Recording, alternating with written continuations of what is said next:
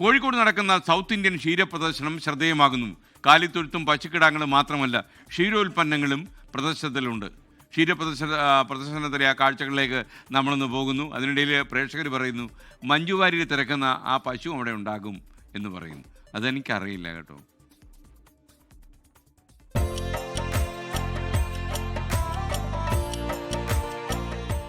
കാലിത്തൊഴുത്ത് കാണാൻ നല്ല ചേലുള്ള കാലിത്തൊഴുത്ത് എവിടെയാണെന്നതറിയാമോ?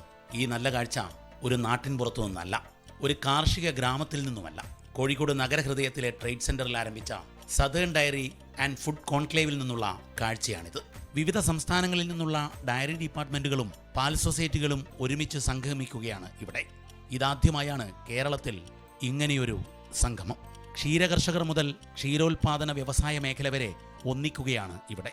പശുക്കിടാവ് മുതൽ പാലുൽപ്പന്നങ്ങൾ വരെയുള്ള പ്രദർശനം. വെറ്റിനറി ചികിത്സാ മേഖലയും പ്രദർശനത്തിന്റെ ഭാഗമാണ്. കേരളത്തിൽ ആദ്യമായി നടക്കുന്ന മേളയെക്കുറിച്ച് മുഖ്യ സംഘാടകനായ മിൽമ ചെയർമാൻ KS മണി പറയുന്നത്, കേരളത്തിന്റെ ക്ഷീര വ്യവസായ മേഖലയ്ക്ക് ഇതൊരു പുതിയ ദിശാബോധം നൽകുമെന്നാണ്.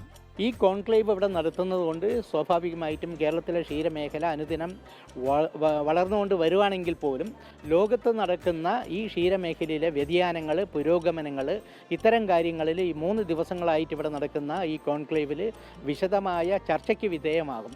പഴയ കാർഷിക ഉപകരണങ്ങളുടെ പ്രദർശനവും മേളയുടെ ഭാഗമാണ്.